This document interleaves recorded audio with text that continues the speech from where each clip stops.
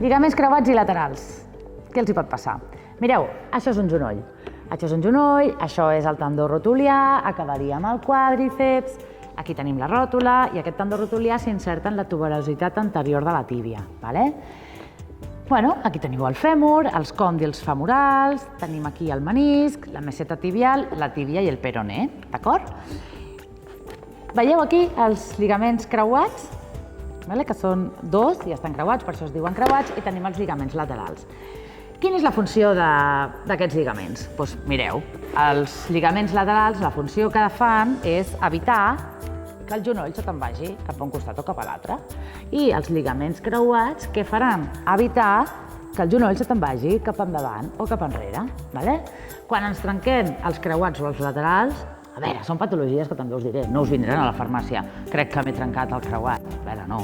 Això normalment ja directament, després de l'accident, el metge ja els diu, escolta, tens el lligament creuat lateral i el que fan és operar, arreglar-ho i després el pacient el que surt és amb una postoperatòria. Però bueno, que sapigueu una mica què li pot passar a algú que tingui els lligaments laterals trencats. Doncs que quan camini, el genoll se li anirà, és que no podrà caminar. De fet, és més fàcil caminar amb els creuats trencats que no amb els laterals.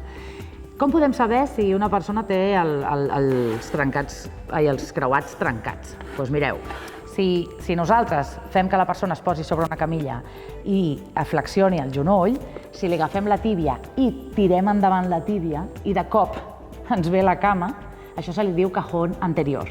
Què voldrà dir? Doncs voldrà dir que el creuat posterior el tenim trencat, que és el que evita que vingui cap endavant.